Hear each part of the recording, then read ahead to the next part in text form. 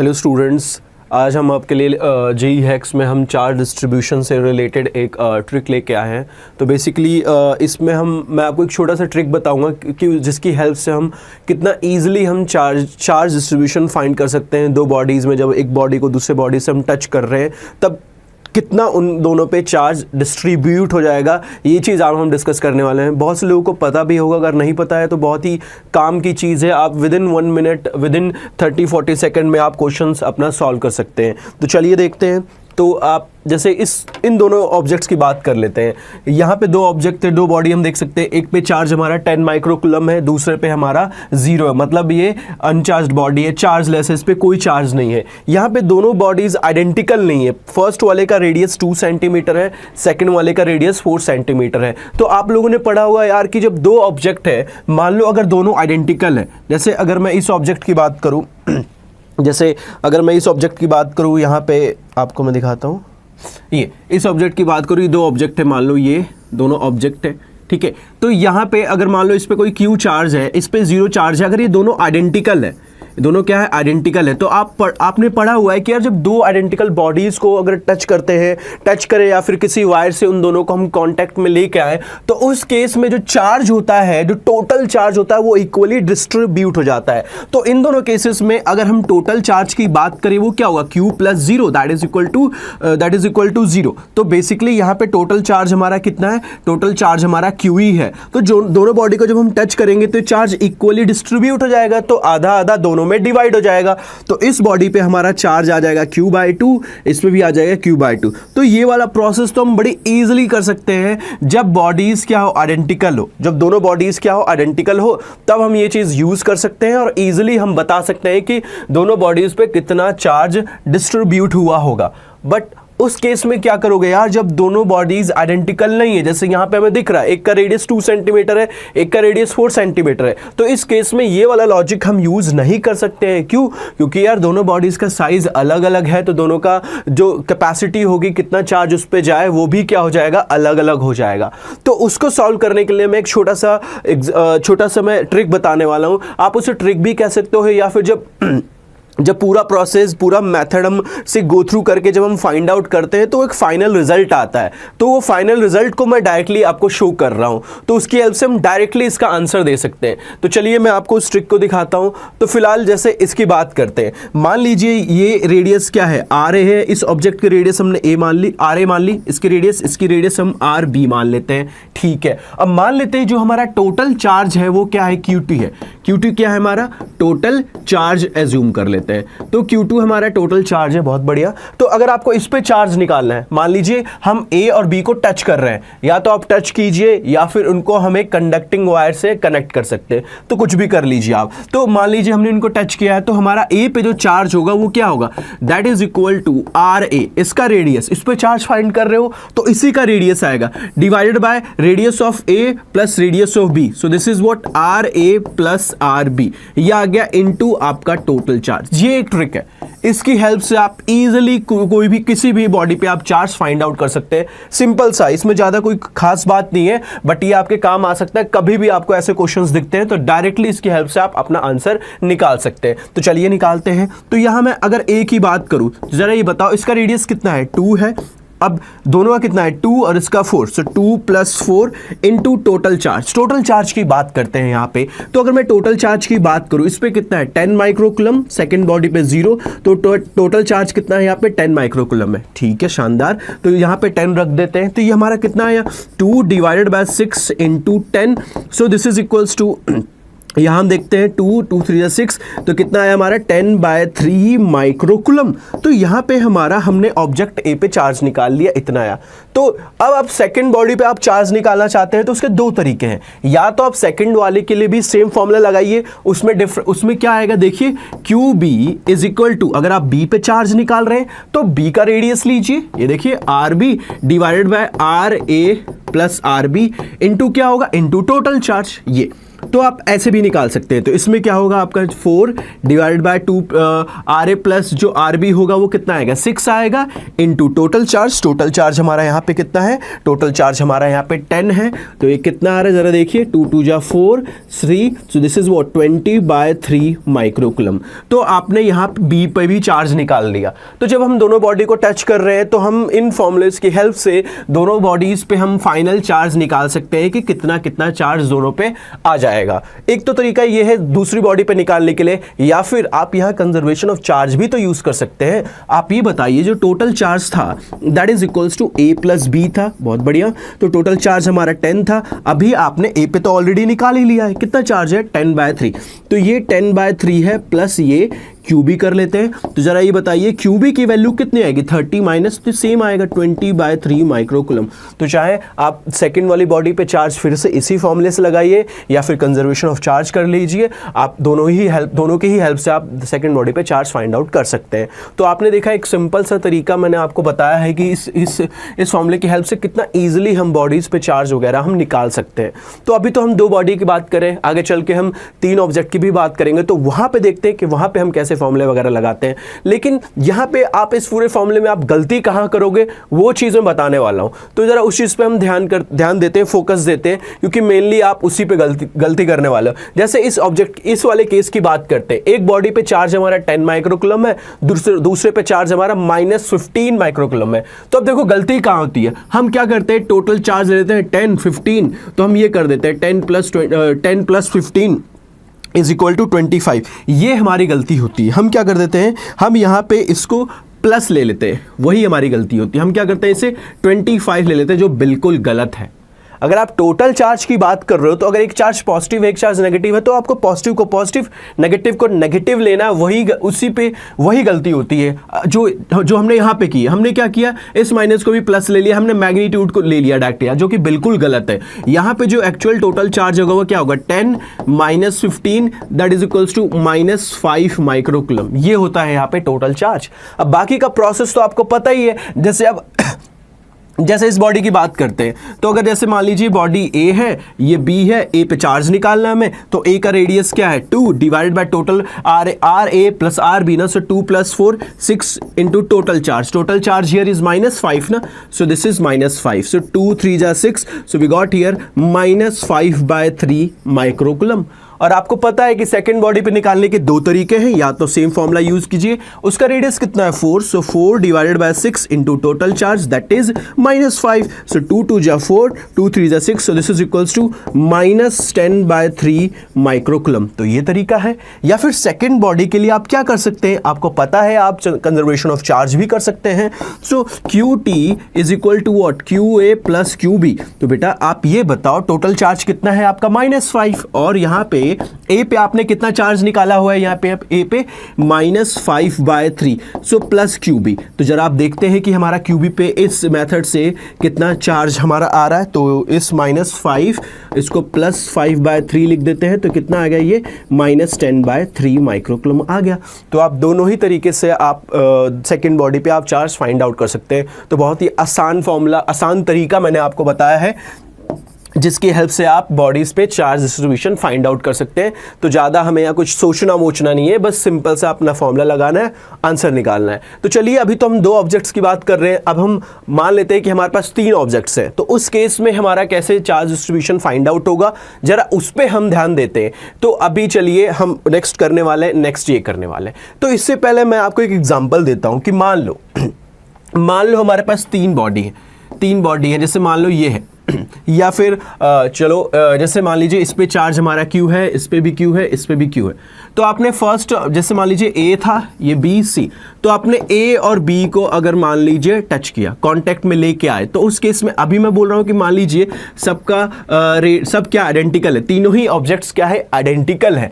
तो जब आप A और B को कांटेक्ट में लेके आ रहे हो तो जो टोटल चार्ज होगा वो दोनों पे इक्वली डिवाइड होगा। तो ये बताओ A और B के केस में टोटल चार्ज कितना हो जाएगा, Q + Q 2Q हो गया। अब वो इक्वली आप डिवाइड करने वाले हो A और B में, तो A पे चार्ज कितना आ जाएगा 2Q का आधा क्या होगा Q, इस पे भी क्या आ गया Q आ गया।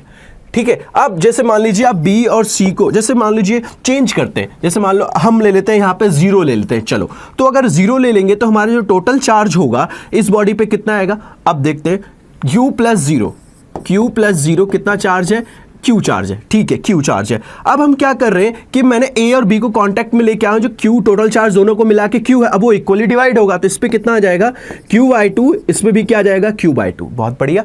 अब हम क्या कर रहे हैं B और C को कांटेक्ट में लेके आएंगे, तो ये बताइए B पे ऑलरेडी आपका चार्ज कितना आ गया है, Q/2 आ गया है, और जो C है उस C पे कितना चार्ज है हमारा, उस पे हमारा चार्ज Q है।